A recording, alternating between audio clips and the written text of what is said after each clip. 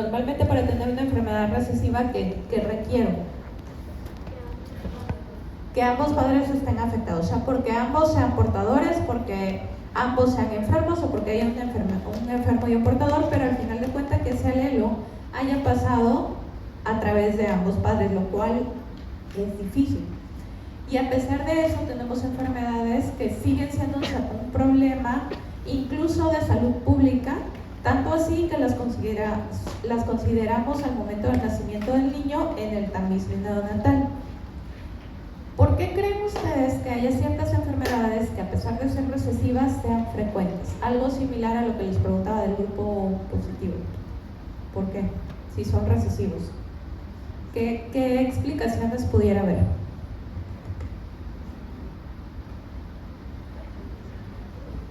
Bueno, consanguinidad es una de las más frecuentes. Les comentaba yo de aquellas islas o comunidades muy alejadas en Baja California Sur, antes de que nos corrieran el viernes, que básicamente son muchos años en los que llegaron a sentarse una o dos familias y de ahí viene toda la comunidad. Entonces, aunque no necesariamente hay incesto ahora, sí son descendientes de prácticamente alguien en común, lo que hace más frecuente que entre ellos pueda haber enfermedades que no son tan comunes en el resto de la población. Efecto fundador se llama el hecho de que lleguen a sentarse y de que no haya variabilidad después, una vez ya que se sentaron. Aparte del efecto fundador, ¿qué otra cosa pudiera haber ocasionado que estos alelos continuaran a lo largo de la historia?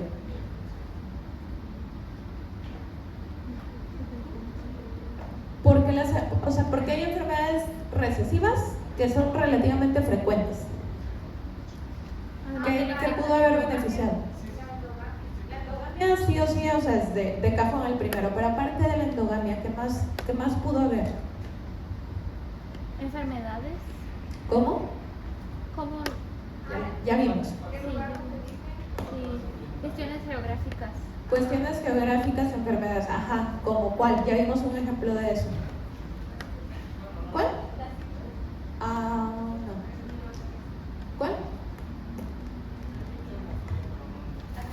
Las falciformes. ¿Se acuerdan? La gente que tenía o que tiene el defecto en su hemoglobina, que tiene ese cambio de aminoácidos, tiene como ventaja el que no se va a enfermar de enfermedades que por lo menos en la zona donde es más frecuente la anemia falciforme eran mortales o llegaron a ser mortales en su tiempo, como malaria. ¿Ok? Al ser un parásito intracelular, si hay una mutación dentro del eritrocito donde normalmente este parásito se reproduce, entonces no va a haber forma de que el parásito pueda afectar a las células si es que esas células de alguna forma están defectuosas. A esto se le llama ventaja heterocigota, es decir, el que es portador tiene de cierta manera cierta inmunidad ante cuestiones que para su población, para donde él está, pueden ser mortales. Es lo menos peor de lo que le pudo haber pasado. Ahora, ¿cuál es el problema? Que al haber más portadores hay mucho más probabilidades de que haya enfermos.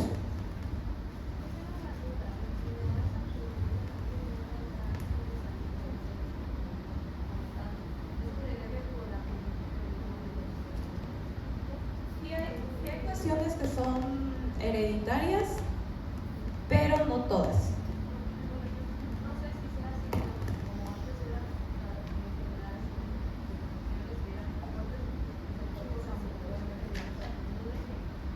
Ahí sí.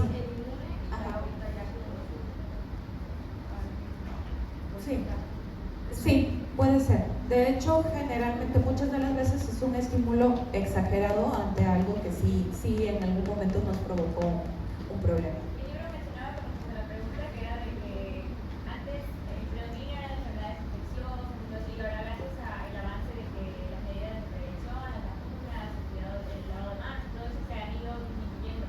Entonces ahora destacan más las enfermedades genéticas, porque pues antes de esos niños, digamos, si algún niño tenía eso, pero terminaba muriendo antes y no se llegaba a registrar. Por una parte tenemos un diagnóstico cada vez más certero, de cuestiones que a lo mejor antes quedaban sin nombre, pero que ahí estaban. Y por otro lado, sí tenemos un cambio con el avance que hemos tenido en medicamentos y reconocimiento de las enfermedades, un cambio en el tipo de enfermedades que ahora son prevalentes. Otra de las enfermedades, además de la drepanocytosis, es la fibrosis quística. ¿Qué es lo que pasa en fibrosis quística?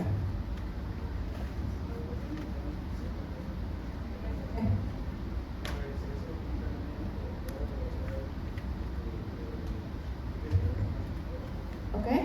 Entonces, normalmente este CFTR es un canal que hace que salga cloro de la célula. Por osmosis, al salir cloro de la célula, ¿qué va a salir junto con el cloro? Agua. Entonces, la parte hacia donde se va, que es fuera en el espacio extracelular, va a permitir que las mucosidades que están por fuera de las células sean un poco menos viscosas, que sean más líquidas y que puedan secretarse fácilmente. Esto sucede básicamente a todos niveles del cuerpo. O sea, lo más, a lo mejor lo que más recordamos son vías respiratorias.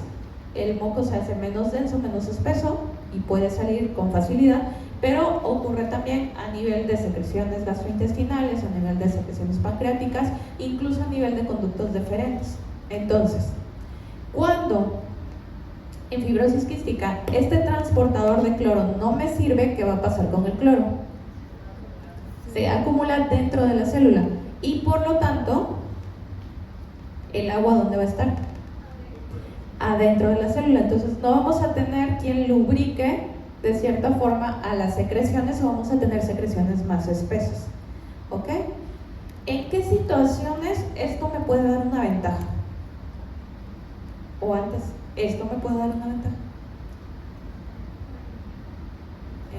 Ajá.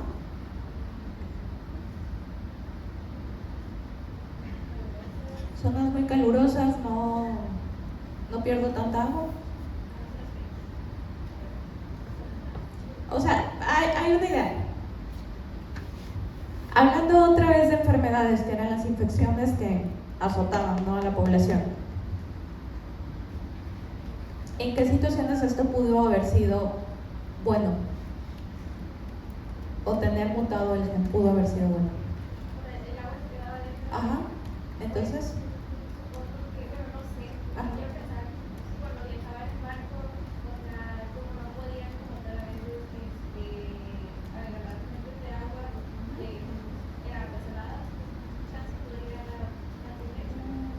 No necesariamente. Infecciones, piensen en infecciones. Diarrea. ¿Ok? Virus del cólera, que atacaba CTRF. O sea, sacaba todo el cloro para que se deshidratara la célula, para que saliera todo el agua. Si tu CTRF está mutado, no tiene a qué atacar el virus, entonces va a haber menos deshidratación y más posibilidades de que sobrevivas. ¿Ok? Entonces, son esos periodos en donde el ser heterocigoto, o sea, no presentar la enfermedad, pero sí tener cierto grado de afectación, en realidad te es beneficioso. ¿Ok? Y precisamente durante estas, bueno, cólera en su tiempo ya saben que fue muy devastador, pero durante estas grandes pandemias que hemos pasado, se produce un efecto que se llama cuello de botella poblacional, es decir, la más reciente para nosotros, COVID, una enfermedad que tiene una alta mortalidad, que diezma a la población y que solamente los que tienen cierta ventaja van a sobrevivir. Y entonces, ¿qué hace? Que sobrevivan los portadores. Al haber más portadores, pues hay más probabilidad de que haya enfermos, porque hay más probabilidad de que dos portadores se casen. ¿Sí me explico? Ok. Entonces, otra posibilidad o otra teoría. Un alelo en el pasado resultaba favorable, pero ahora con las modificaciones de estilo de vida causa enfermedad. Y esto ocurre, por ejemplo, en enfermedades por depósito. ¿Ante qué situación podría haber un polimorfismo en donde tendríamos que acumular?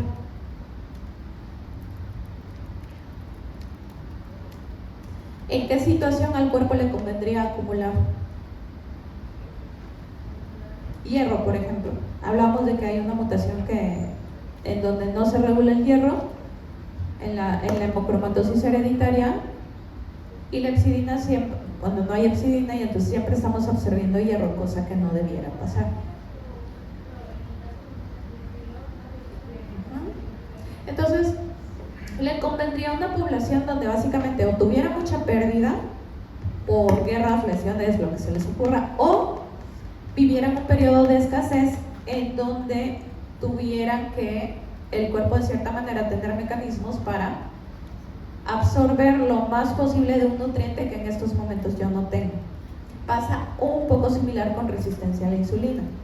Nos puede ser beneficioso bajo ciertas circunstancias, pero ahorita que tenemos toda la comida a la mano, que entra una aplicación y me trae la comida, pues ya no me sirve y se convierte en un problema, se convierte en una enfermedad.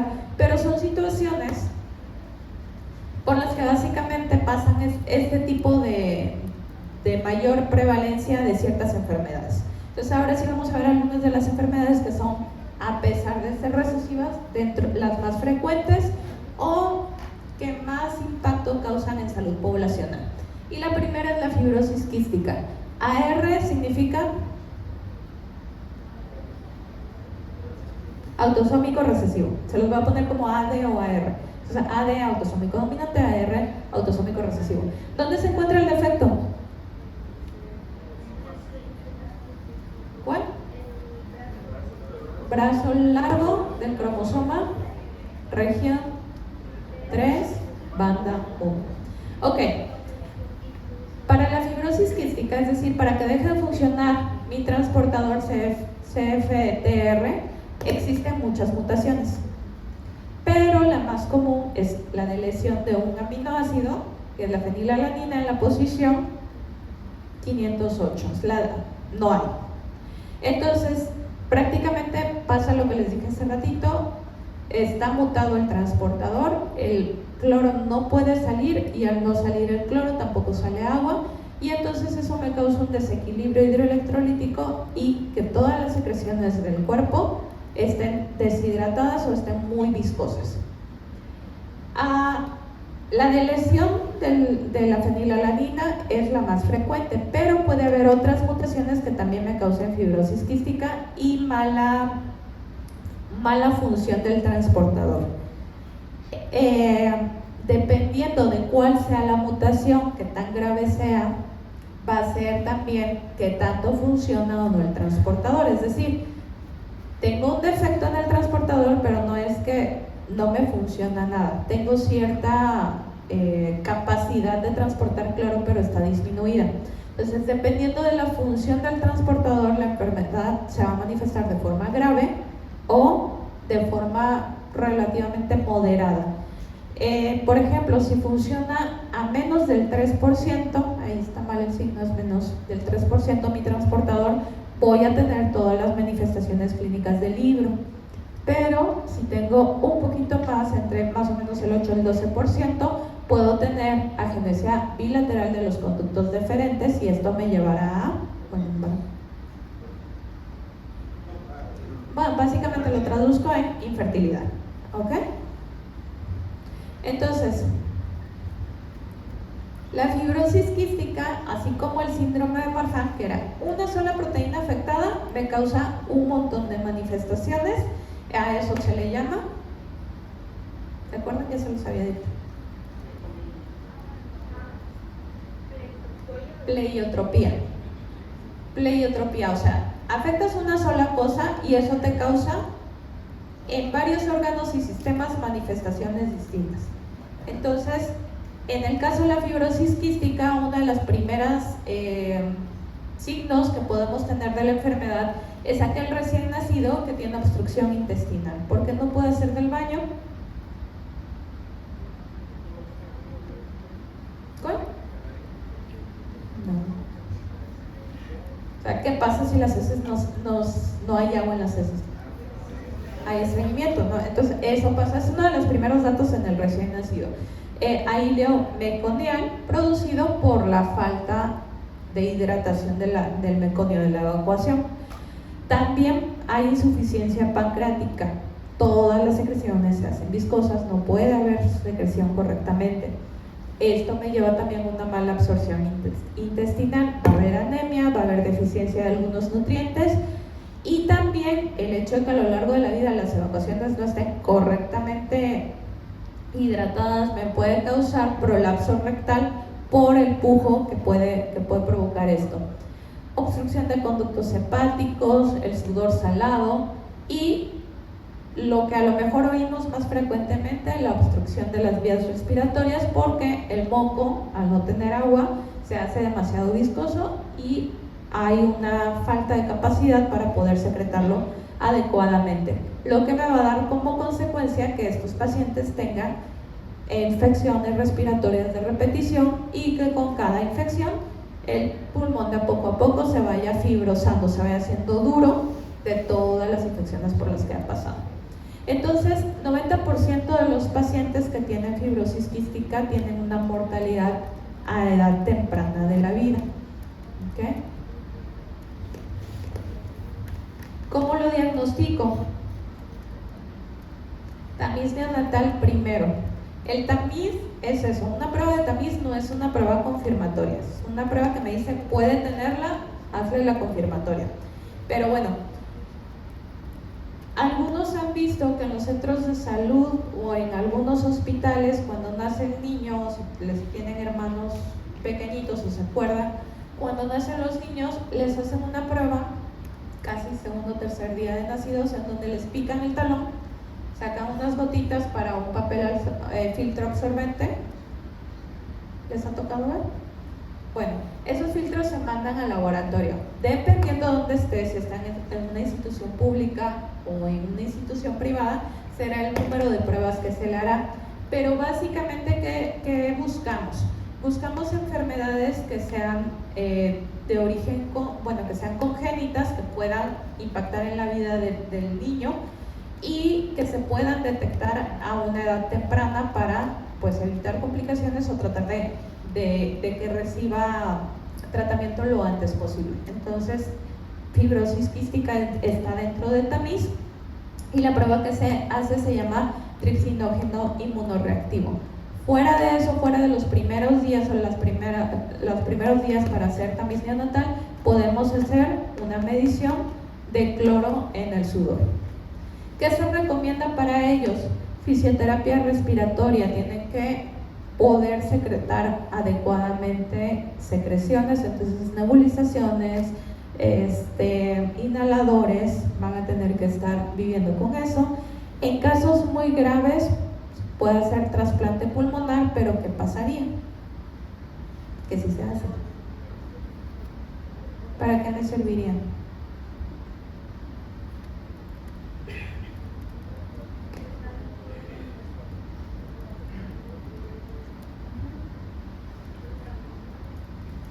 Sí, o sea, pasa que todo lo que se va fibrosando básicamente va perdiendo función. Entonces puede llegar un momento en el que pues, sí necesite un trasplante para poder continuar viviendo. Pero en realidad lo que estoy haciendo es ganando años sin irnos directamente a la causa, que es que no me sirva mi transportador. Entonces, para el páncreas, por ejemplo, se pueden dar enzimas pancreáticas porque como la secreción del páncreas no es adecuada, pues me van a hacer falta. Tengo que hacer actividad física y lo que últimamente está en boga o está entrando a terapia son medicamentos que se llaman moduladores de el transportador CFTR. Entonces, ¿qué hacen? Prácticamente hacen una ganancia de función, hacen que el transportador sirva más, pero solo funciona con ciertas deleciones. ¿Qué se está intentando hacer? Algunos ensayos por ahí con terapia génica, tratando por medio de vectores virales de introducir, sobre todo a vías respiratorias, el gen corregido para que pueda haber una mejoría. No son terapias que estén abiertas a población, lo que sí son los moduladores de CTRF para que pueda ganar función. Pero en general todas las terapias novedosas para todas las enfermedades recesivas, sí, bueno, no conozco excepciones, pues son terapias demasiado costosas. Entonces, sí, el acceso dependerá mucho de las posibilidades del paciente. Otra enfermedad que ya habíamos mencionado, Tay-Sachs, otra vez, ¿qué son los gangliósidos? Ya se los había dicho.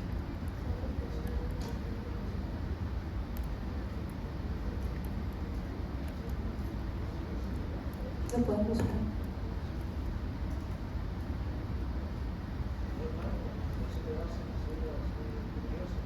Ajá. Son componentes de la membrana de las neuronas. O sea, son lípidos, componentes de las neuronas. ¿Qué sucede? Que si acumulamos, o sea, deben de tener un ciclo en donde no debe de haber acúmulo en exceso, porque si acumulamos de más, resultan neurotóxicos o dañan al sistema nervioso. Entonces, lo que ocurre en la gangliosidosis o enfermedad de Tay-Sachs es que no tenemos a la enzima que normalmente los degrada, que es la hexaminidasa. ¿Ok? Es una enfermedad autosómica recesiva que normalmente, siempre los libros dicen, judíos askenazis. ¿Y ahí por qué se podría explicar? Que haya una población muy específicamente afectada. ¿Cuál? Consanguinidad, cuestión cultural, falta de variabilidad, tratan de no salir. Ok, entonces, la mutación más común ya la habíamos visto cuando vimos mutaciones, que es un error en marco de lectura, porque se insertan 4 bases en el gen que codifica para la exosaminidasa A. Va a provocar entonces, al no haber exosaminidasa, o sea, la enzima que digiera los gangliósidos, una acumulación de gangliósidos, y va a ser una enfermedad que a lo mejor no vamos a ver inmediatamente nace el niño, pero sí lo vamos a ver conforme se va desarrollando. Y les decía yo, son niños que normalmente siguen un desarrollo normal hasta que se empiezan a acumular los gangliósidos lo suficiente para hacerme daño. Y entonces parece que hubiera un retroceso en todo lo que el niño ya había logrado. ¿Ok? Ya podía sentarse, ya podía comer, ahora ya no puede, ya no sostiene la cabeza, está flácido, y es causada por neurotoxicidad o por el acúmulo. Va a ser entonces una enfermedad que conforme vaya creciendo el niño se va a poner peor, porque lo que le está ocasionando la neurotoxicidad se va a ir acumulando cada vez más. Entonces, primero empieza el letargo, la aparente falta o dificultad para la alimentación, hipotonía. Si ven fondo de ojo, se ve o se describe una mancha rojo cereza en la mácula, en la retina, que corresponde al acúmulo. Entonces vamos a tener regresión en el desarrollo, y al segundo año de vida los niños suelen empezar con convulsiones.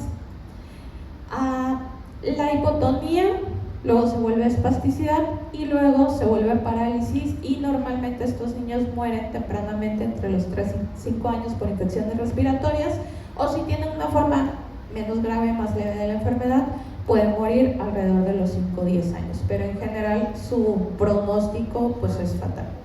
Entonces, generalmente por porcentaje de sobrevida, tú esperarías que si un niño tiene Tay-Sachs, ¿es hijo de quién es? ¿2 enfermos? 2 portadores. 2 portadores, ¿ok? Porque en general no viven más allá de los 10 años, no habría forma. El tratamiento de soporte, se puede hacer diagnóstico genético prenatal, sobre todo si se sabe que ya hay antecedentes familiares, o sea, es parte de la comunidad que está más afectada, y se hace determinación directa de la enzima de la exosaminidasa. Con Tay-Sachs también se han reportado los primeros ensayos con terapia génica, entonces también la manipulación. Hay un detalle nada más con ellos, con medicamentos, la exosaminidasa también está disponible para la ingesta, pero es un problema del sistema nervioso central, entonces no cruza barrera hematoencefálica, entonces ahí se está intentando darle como medicamentos o algo que me pueda hacer o facilitar el cruce del medicamento, porque de otra forma, y es todo esto en ensayo no abierto a población, lo que se podría hacer es terapia intratecal, es hacerle punción lumbar para ponerles directamente la terapia de reemplazo, lo cual no es tan factible y también tiene sus riesgos de infección sobre todo, o hacer la terapia génica igual a través de vectores que sean intratecales por punción lumbar.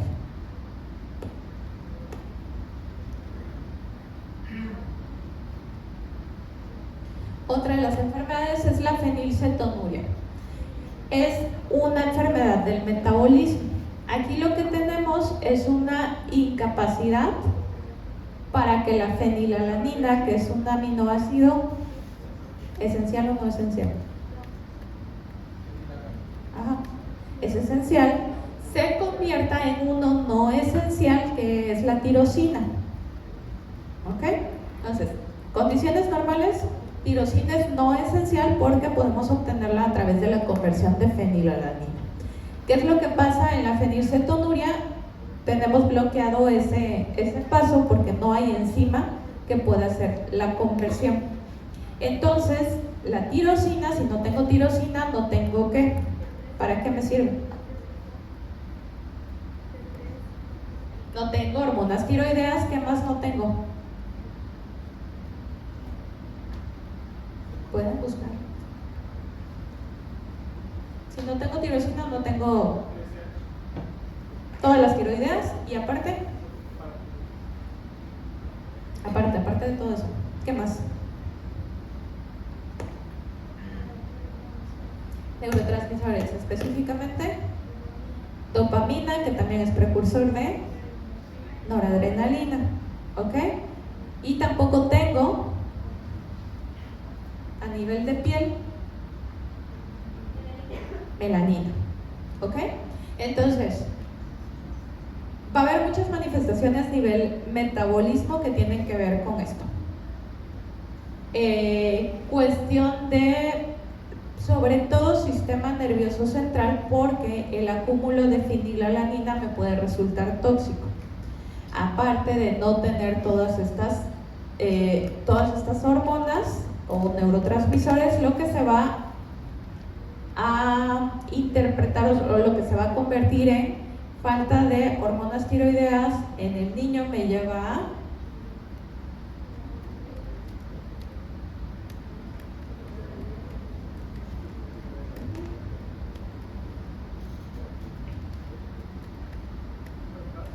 retraso, ¿ok?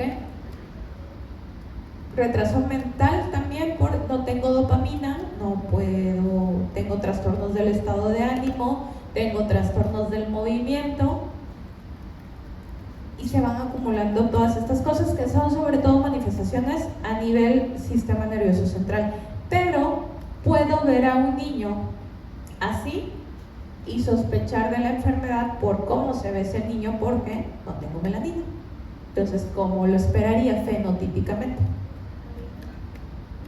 No necesariamente, pero sí niños muy claros de ojos azules, ¿ok? Por la falta de melanina. Entonces, el fenotipo es como característico y además tienen un olor producido también por el acúmulo de fenilalanina, que los libros describen como olor a ratón. Yo no sé quién ha tenido ratones de mascotas. A moho, sí, a ese olor. Ok, entonces, debuta. Bueno, el niño tiene un fenotipo que ya de por sí se puede ver, es evidente, pero puede debutar con vómitos intensos, con convulsiones de forma ocasional. Van a ser niños con mucha lentitud para el aprendizaje, la piel seca, y normalmente son niños que tienen esperanza de vida reducida. Entonces, si padecen la enfermedad, si son homocigotos, tienen pelo rubio, tienen ojos azules, piel clara, presentan convulsiones, la deficiencia intelectual es grave y la fenilalanina se va a acumular en la sangre, es lo que me va a producir el olor, y sus metabolitos se van a secretar a través de la orina. Entonces, ¿qué les hago a estos niños? Si lo detecto, se da tirosina como parte del tratamiento, porque no la podía hacer, pero aparte tengo que evitar que acumulen fenilalanina. que básicamente se encuentra en productos proteicos o altos en proteína. Entonces, dietas bajas en proteínas. También la soya hay que limitarla, pero, básicamente no carnes, y esto en los primeros 10 años. Generalmente se acepta que los primeros 10 años porque son los donde más impacto en el desarrollo cerebral puede haber. Entonces, después de ahí se acepta que son menos, claro, deben de tener una dieta baja durante toda la vida, pero tener mucho más cuidado durante los años de desarrollo cerebral. Algunas leches en polvo también pueden llegar a tener fenilalanina, entonces se evitan. Y dentro de las cuestiones que a veces dice contiene edulcorantes, no se da en niños, el aspartame también tiene fenilalanina. Entonces, tampoco deben de consumir ese tipo de cuestiones. En mujeres embarazadas se debe de cuidar las lesiones cerebrales, que no haya microcefalia y los defectos cardíacos congénitos con la deficiencia de la tirosina. Entonces se tiene que estar monitorizando.